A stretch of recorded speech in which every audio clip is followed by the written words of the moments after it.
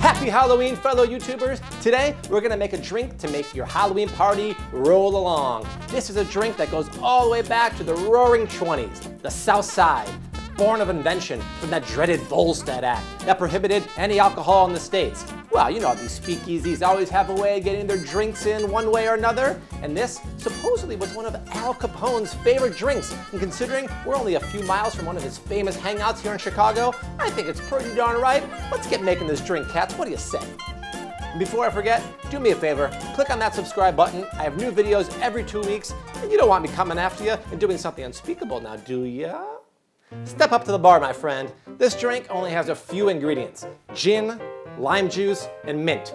But I'm gonna put a spin on it and make it my own cocktail. So first off, it starts with gin. And what self-respecting mobster doesn't have a flask of gin in his back pocket at some time?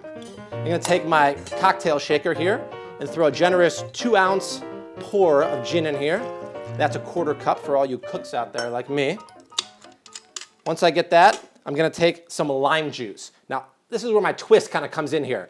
I charred the limes. I got a cast iron pan. You could take a grill pan. You could even do it on your outside grill. Get it super hot, cut the limes, put them face side down, turn them over after a few minutes until they're nice and charred. I have 1 ounce of this lime juice. And just by charring it, step up the complexity of the drink, get a little bit of that smokiness in there also. I think it brings a different twist to the drink. Next up, you need 3/4 of an ounce of simple syrup. This is mint basil simple syrup. What I did to make this was take equal parts sugar and water, a 1/2 cup each, bring it to a simmer and wait until all the sugar dissolves. Take it off the heat, add a good handful of mint and about half that amount of basil.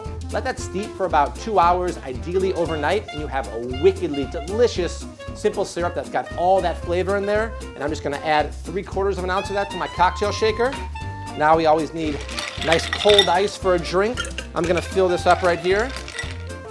And the funny thing is, about a mile away from my house is the scene of the famous St. Valentine's Day Massacre in 1929.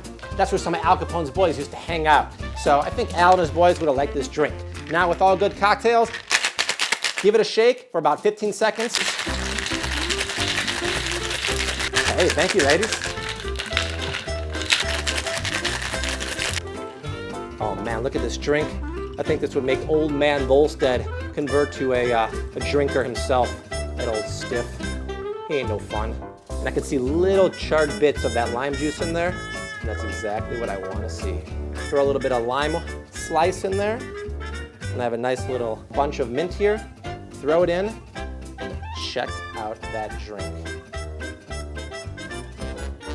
Oh, I love those flavors. This is something that Mr. Capone or even Nookie Thompson would enjoy. Now, how hard is it to find a beautiful doll to join me for a drink around here? Have a drink, baby doll! That's the bee's knees, you funny old bird. Let's dance!